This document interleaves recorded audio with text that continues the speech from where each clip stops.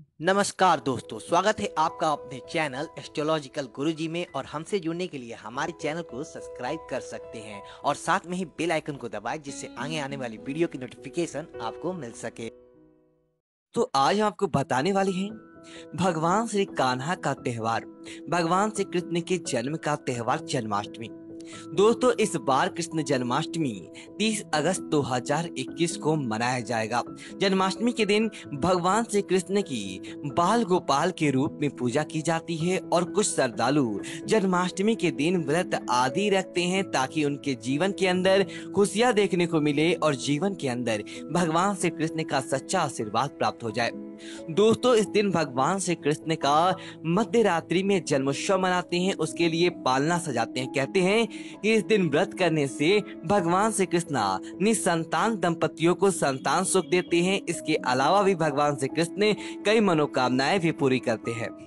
दोस्तों, तो अगर आप भी चाहते हैं कि आपके जीवन के अंदर भगवान श्री कृष्ण प्रवेश करे, तो दोस्तों इस बार जन्माष्टमी से पहले या जन्माष्टमी के दिन आप अपने घर के अंदर यह चीजें जरूर लेकर आएं ताकि आपके जीवन के अंदर सुख समृद्धि देखने को मिले और भगवान श्री कृष्ण का आशीर्वाद आपके जीवन के अंदर बनाए। तो दोस्तों, बात करते हैं सबसे पहला चंदन। दोस्तों, चंदन का घर के अंदर खोना काफी शुभ माना जाता है। दोस्तों, इसकी महक के आपके घर के वातावरण की नकारात्मक ऊर्जा को समाप्त कर देता है और सभी देवी देवताओं की पूजा में चंदन का विशेष महत्व रहता है। चंदन का तिलक लगाने से मन को शांति प्राप्त होता है, क्योंकि दोस्तों माथे पर हम जिस स्थान पर चंदन लगाते हैं उस स्थान को आज्ञा चक्र कहते हैं। इसीलिए दोस्तों, आप जन्माष्टमी के दिन या जन्माष्टमी से पहले अपने घर के अंदर चंदन जरूर लेकर आए। दोस्तों, दूसरी चीज की बात करें तो वीणा दोस्तों किसी भी शांत एकांत पर वीणा का रखना चाहिए।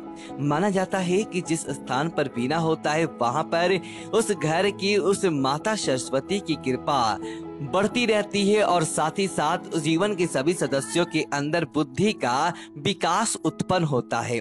इसी के साथ ही घर के अंदर आने वाली छोटी मोटी परेशानियां अपने आप ही हल होने लगता है और अपने घर में कभी धन की कमी नहीं रहता है। दोस्तों, इसी तरह इस बात का विशेष ध्यान रखें, जन्माष्टमी भगवान श्री कृष्ण का त्योहार है तो गाय के गुड़ से बना घी भगवान श्री कृष्ण को बहुत ज्यादा प्रिय होता है।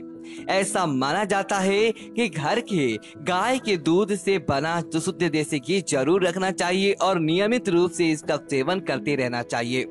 इससे शरीर भी स्वस्थ रहता है। और दोस्तों, विशेष तौर पर ध्यान रखें कि जन्माष्टमी के दिनों के आसपास जन्माष्टमी के दिन घी का दीपक भगवान श्री कृष्ण को लगाने से भगवान श्री कृष्ण बहुत ज्यादा प्रसन्न होते हैं और सामने वाले व्यक्ति के जीवन के अंदर खुशियां भर देते हैं और उसके जीवन के अंदर जो विकार होते हैं उनको समाप्त कर देते हैं और उनके जीवन के अंदर आने वाली सारी की सारी बाधाओं का निवारण कर देते हैं।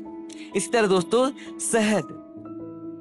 दोस्तों, भगवान श्री कान्हा जी को शहद बहुत ज्यादा प्रिय होता है। आप क्या करें, जन्माष्टमी से पहले आप अपने घर की रसोई घर के अंदर शहद नहीं है तो जन्माष्टमी से पहले आप जरूर खरीद ले। घर में शहद रखने से दोस्तों एक दो वास्तु के कई दोष शांत हो जाते हैं। साथ ही साथ पूजन के अंदर भी शहद बहुत जरूरी होता है। सभी देवी देवताओं की शहद अर्पित किया जाता है, उन्हें भोग लगाया जाता है। और दोस्तों, विशेष तौर से ध्यान रखें कि जन्माष्टमी के दिन तो भगवान श्री कान्हा जी को शहद का भोग जरूर लगाएं और साथ ही साथ आप जन्माष्टमी के दिन शहद का अभिषेक भी भगवान श्री कृष्ण को जरूर करें ताकि आपके जीवन के अंदर सच्ची कान्हा जी की भक्ति का आशीर्वाद बना रहे। दोस्तों, इसी तरह शीतल जल। और दोस्तों, क्या करें, जन्माष्टमी से पहले ये आप नियम कर ले, ये अपने पूजा घर के अंदर किसी स्टील या तांबे के पीतल के लोटे के अंदर रोजाना जल भर के रखे और इसके बाद उस जल का इस्तेमाल अगले दिन आप अपने पीने के लिए कीजिए और आपके पीने के पात्र के अंदर डाल दीजिए। और दोस्तों, ऐसा माना जाता है कि जन्माष्टमी के आसपास भगवान श्री कृष्ण ने अपनी विशेष छठा की करती है। और दोस्तों, उस छठा का तात्पर्य अगर आपके पूजा घर के माध्यम से और आपके घर के अंदर रखे पानी के अंदर पड़ गया तो समझ लीजिए दोस्तों, कोई भी आपका बाल भी बाका नहीं कर पाता और आपके जीवन के अंदर भगवान श्री कृष्ण की ऐसी कृपा देखने को मिलती है कि आप अपने कुंडली के माध्यम से मालामाल हो जाते हैं। दोस्तों, बात करते हैं अगली चीज, बांसुरी। दोस्तों, भगवान श्री कृष्ण को बांसुरी बहुत ज्यादा प्रिय होता है। जिस घर में बांसुरी होता है वहां धन और प्रेम की कभी कमी नहीं रहता है और वास्तु के अनुसार भी इसे अपने घर के अंदर रखना काफी शुभ माना गया है। बांस की बांसुरी घर के अंदर रखने से ग्रह क्लेश की समस्याएं भी दूर होने लगता है। तो इस बात का ध्यान रखें दोस्तों। इसी के साथ ही सबसे मुख्य चीज की बात करिए तो जन्माष्टमी के दिन आप अगर संतान सुख को लेकर चिंतित हैं, आपको अच्छी संतान की प्राप्ति चाहिए, अगर आपके संतान बिगड़ेल है तो आप चाहते हैं कि संतान आपका कहना माने, तो जन्माष्टमी के दिन आप अपने घर के अंदर बाल गोपाल की तस्वीर अवश्य लगा सकते हैं और घर के दीवारों पर भगवान कान्हा जी की सुंदर मुख वाली तस्वीर लेकर आए और इसे अपने घर के अंदर लगा ले। दोस्तों आप देखेंगे कि दिन दुगनी रात चौगनी गति से आपके घर के अंदर माता लक्ष्मी प्रवेश करती हैं, आपको अच्छी संतान की प्राप्ति होती है और आपके जीवन के अंदर किसी प्रकार की कमी होती है तो वह अपने आप ही दूर होने लगता है, क्योंकि दोस्तों आपके ऊपर साक्षात कान्हा जी का आशीर्वाद मिल जाता है।